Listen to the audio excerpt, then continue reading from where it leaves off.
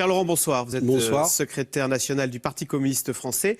Première question toute bête tout d'abord. C'est bien Jean-Luc Mélenchon qui va vous représenter pour l'élection présidentielle. Je vous pose la question parce qu'il ne parle jamais du Parti communiste français. Il se présente toujours comme sous son étiquette la France insoumise. Oui, mais vous l'avez mal écouté au Mans, à son dernier meeting du Mans, où il a rendu hommage à l'initiative que nous venons de prendre au Sénat pour l'abrogation de la loi El Khomri.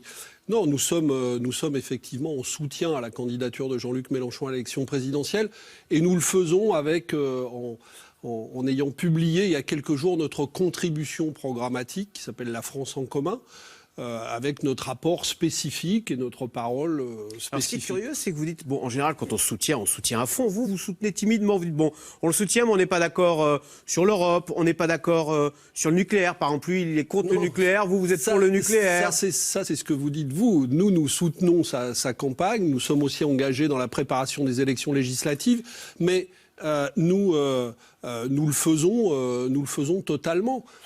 Et après, nous le faisons effectivement sur un certain nombre de questions, mais qui ne sont pas toutes les questions, avec certaines différences, et ça n'est pas dramatique. On peut envisager de construire une majorité politique ensemble avec un peu de diversité à l'intérieur de cette majorité. Alors, Pierre-Laurent, vous venez de le dire, et on a l'impression que ce qui vous intéresse, ce sont surtout les élections législatives derrière, puisque vous avez des élus à l'Assemblée nationale, vous voulez les garder, sauf que Jean-Luc Mélenchon, il va présenter ses propres candidats contre les vôtres.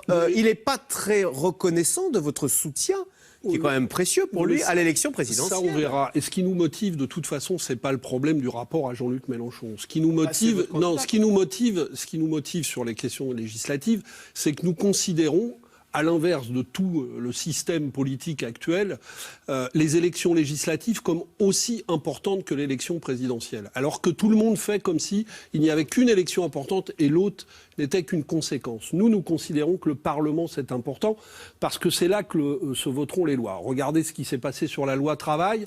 Un peu plus de députés communistes, de députés frondeurs, et la loi ne passait pas.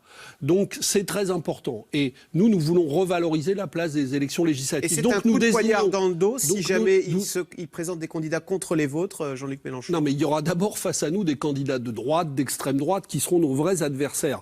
Après, ce que nous disons effectivement, c'est qu'à chaque fois, dans chaque circonscription où peut être élu un candidat communiste ou un candidat du Front de gauche, quelqu'un qui était déjà député, ou qui se renouvelle, ou dans une circonscription où nous pouvons gagner, il serait aberrant, et ça n'aurait aucun sens de présenter des candidats en concurrence. Donc nous allons tout faire pour résoudre ce problème si jamais il se pose. Alors Pierre-Laurent, dimanche, les électeurs de gauche sont appelés à voter pour la primaire de la gauche. D'abord, vous n'irez pas voter.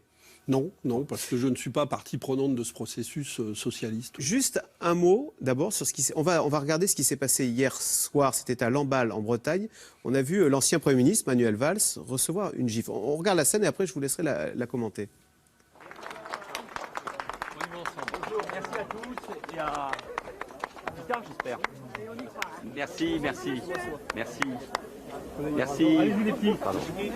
Ici c'est la Bretagne. Oh c'est bon. Allez, ça va. Laissez, écartez-vous, il n'y a pas de problème. Allez. Bonjour à tous. Vous dites quoi? Il a cristallisé beaucoup d'animosité, Manuel Valls, ou bien c'est grave parce que c'est un manque de respect et ça participe de la... C'est un geste évidemment condamnable, parce que si le débat politique commence à se mener à coups de gifle, on est mal parti. Donc moi je crois que ce geste est assez irresponsable. Et bon, maintenant, sur le terrain politique, c'est vrai que Manuel Valls a cristallisé beaucoup d'animosité, parce qu'il y a beaucoup de gens qui lui en veulent de la politique qu'il a menée, pas forcément sur les bases de celui qui a donné une gifle, puisque j'ai cru comprendre...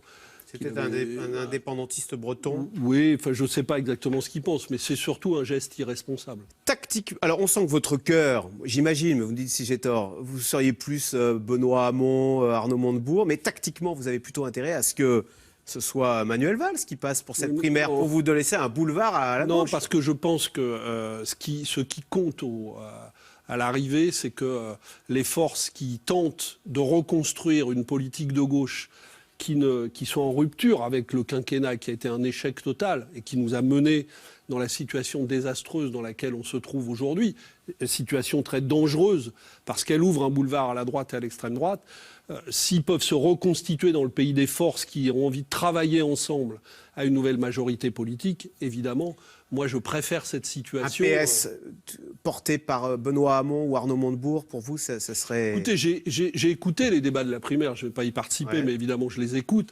Je n'ai pas senti un énorme souffle de nouveauté dans les propositions avancées. Benoît Hamon, avec son revenu universel, c'est une belle idée, non ? Je préfère des candidats qui nous parlent, pour certains, d'abrogation de la loi El Khomri, de nouvelles innovations sociales, que de candidats qui continuent, comme Manuel Valls, à dire que tout est formidable dans la politique qui a été menée.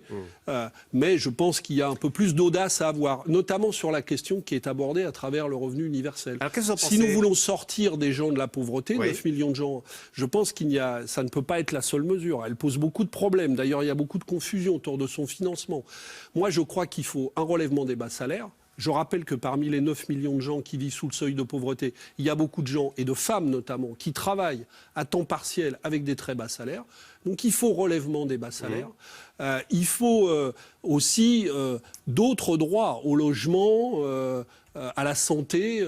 Et il faut aussi tirer vers le haut progressivement les minima sociaux. Il faut les tirer, et l'horizon, ça doit être au minimum le seuil de pauvreté, c'est-à-dire 1 000 € par mois. Pierre Laurent, Manuel Valls a aussi été attaqué pour son manque de générosité, lors du débat, pour son manque de générosité sur l'accueil des migrants. Il n'en a pas fait assez, lui a-t-on reproché par rapport à l'Allemagne.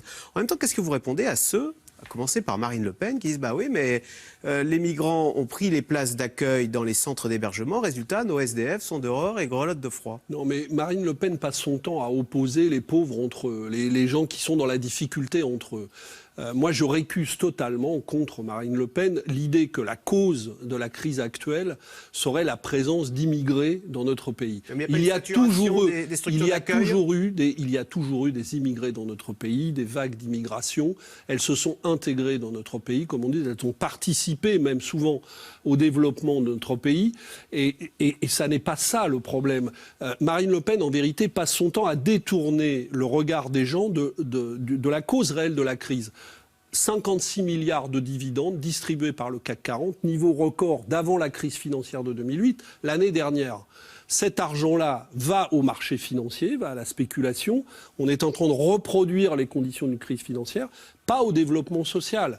Moi, je crois que le vrai problème de la crise est là. Et Marine Le Pen, en fait, exonère sans cesse cette responsabilité du grand capital pour dire, eh bien, ce sont les immigrés, votre voisin... Marine Le Pen, Fillon, au second tour, vous votez Fillon sans hésiter.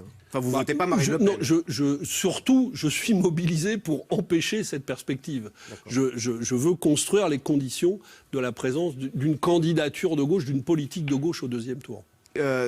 Pierre Laurent, dans un instant, Caroline Roux va revenir sur la sortie de la Grande-Bretagne de l'Union européenne. Vous disiez tout à l'heure que vous aviez des divergences avec Jean-Luc Mélenchon. Que dites-vous quand vous entendez que Londres sort, symbole du libéralisme, sort de l'Union européenne? Vous vous dites bon débarras? Sûrement pas. Parce que je pense que si nous voulons lutter contre la crise et contre le dumping social généralisé, il faut plutôt faire converger socialement les conditions de vie des travailleurs. Et ce que je crains d'ailleurs aujourd'hui avec le Brexit, que certains ont présenté comme une solution très positive, dont Marine Le Pen, c'est que, et on le voit bien avec les propositions de Theresa May, c'est qu'on nous entraîne dans une logique supplémentaire de dumping fiscal et social. Et donc on va avoir... la sortie de la Grande-Bretagne, mais sûrement pas avec Theresa May, la fin de la concurrence sociale et fiscale. Moi, je préférerais, comme le proposent mes amis Éric et Alain Bocquet, une grande COP fiscale et financière pour créer de l'harmonisation sociale et fiscale vers le haut. Merci beaucoup, Pierre Laurent, secrétaire national du Parti communiste français. Précisément, Caroline Roux revient donc sur le Brexit, et exactement ce que vous disiez.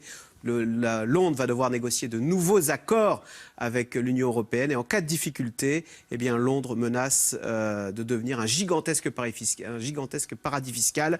C'est dans l'air, est intitulé ce soir Brexit, le chantage commence.